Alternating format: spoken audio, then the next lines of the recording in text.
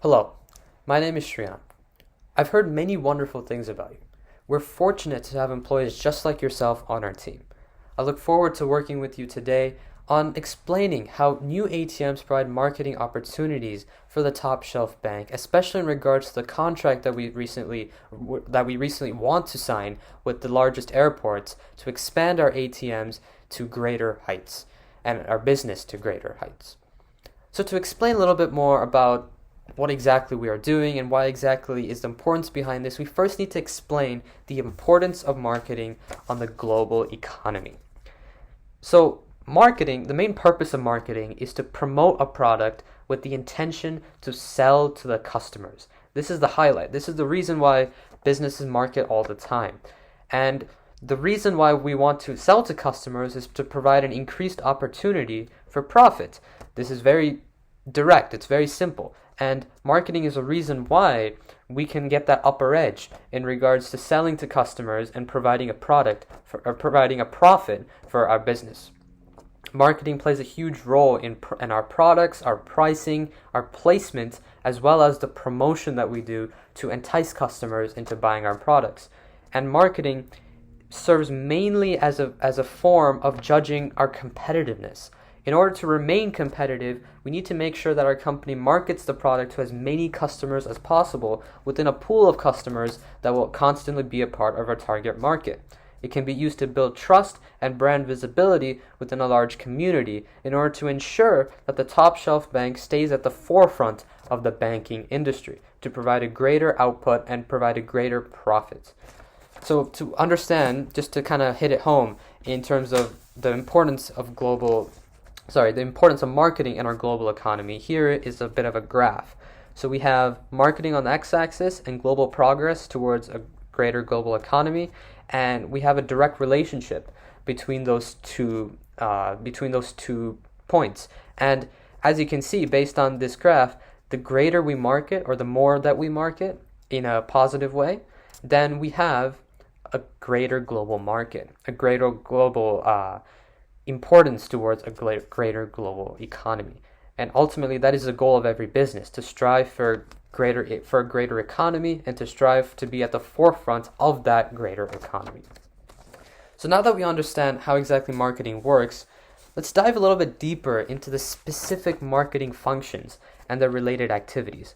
I won't go into a huge overview. I won't go into huge depth, I should say, about this, because you know these things. You know how these marketing functions work because you are also a part of these.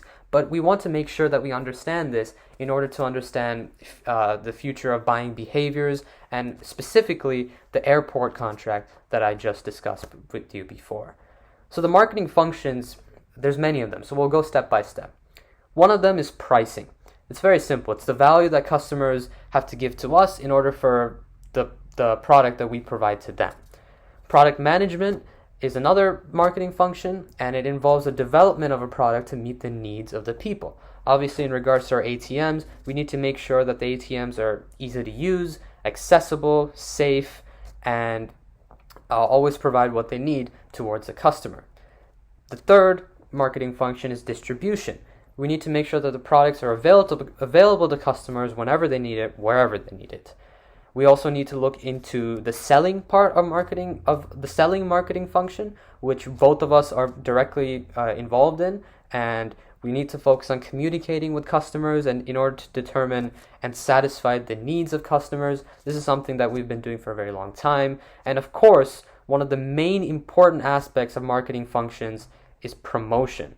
We need to be able to understand how to promote our product, how to advertise our product, whether that's through word of mouth, social media, mass media, and we need to understand how to entice our customers into finding our product and using our product, specifically our ATMs and our other services that we provide at the top shelf bank. So now that we understand the influence of marketing and the specific marketing functions, let's look into the specific factors that influence customer, client, business, buying behavior. So first of all, what is buying behavior? Well, it's exactly what it seems like. It's the decision that people take, or make, I should say, and the behavior that they have whenever they want to buy or to use our product. So obviously our product in this scenario is ATM. So what different types of people want to buy ATMs and why do they want to buy ATMs. So let's first look at this from a general perspective. There are 4, sometimes 3, but people mostly say 4 different types of factors that are directly involved in buying behaviors. One is cultural. Obviously, people of different cultures, different subcultures, social classes, they have different values, and they will tend to focus on or want to buy things that are part of their culture. If you're from a specific culture, you'll be appealed to buying things of your culture's food or your culture's clothing or your culture's housing, etc. Something that relates closely to that are social factors. People of different groups want to spend their life in specific ways and in specific ideals, and that is also a key factor in buying behavior. But one of the most important forms of buying behavior to our company specifically the banking industry, is personal. This relates to their age, their life cycle stage, their occupation, their economic circumstances, their lifestyle, their demographics, and even their personality. Different types of people will need ATMs, but ultimately anyone who has a job and anyone who has a bank account will need some form of an ATM, an online form or an actual physical form like we want to plan on putting in airports. And that is why our business has such a large target market, and we need to appeal to these personal buying behaviors such as age, lifestyle, and personality in order to develop as much of a direct effect to our customer and gain a large, diverse target audience. And one of the ways that we wish to do that is by expanding our business into these large airports. A lot of the people who want to use our ATMs are people who go on business trips, people who travel, people who have the money to go to touristic places, and they may go to foreign nations, and they need ATMs. They need that currency exchange. They need that ability to draw money whenever they feel necessary.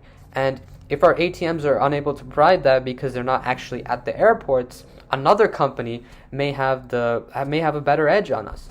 And that's not something that we want to have, because we want to be at the forefront of the banking industry, especially with the coronavirus now starting to fade and how the travel and tourist industry is starting to go back up.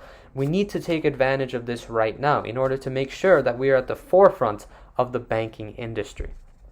So now that we talked about the specific factors that influence buying behavior, let's go on to the topic that we want to discuss the most: the connections, the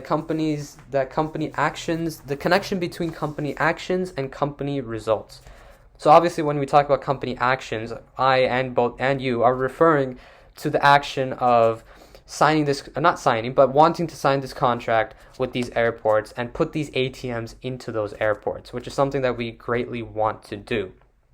So obviously these company actions that we're talking about can include advertising, specific forms of pricing, developing a product mix, enabling a different supply of goods, promotions, product development, and of course product safety.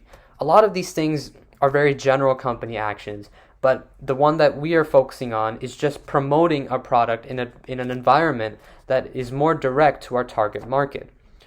And that is why marketing in general and marketing within these airports is so crucial to our company, because the company results that these will enable include increasing profits and making customers happy, which is evident through this graph. As you can see on this graph, we have a positive, direct relationship between these positive company actions with customer satisfaction and profit. And this is one of the main reasons why it is crucial for us to develop and invest within these airports, to sign this contract with these airports, in order to make sure that we can gain as much marketing exposure as possible and expand our business to the point where we are at the forefront of the banking industry, which is something that both you and I really wish for the top shelf bank. So obviously we've discussed a lot today. We talked about the importance of marketing, the different marketing functions, different forms of buying behavior, and of course the connections between company actions and results. And if you have any questions for me, please feel free to ask. You know where I work. I'm pretty sure you already have my business card. We both know each other pretty well. But I just want to look forward to meeting with you in the future, and hopefully you understand a little bit more about how this works. Thank you.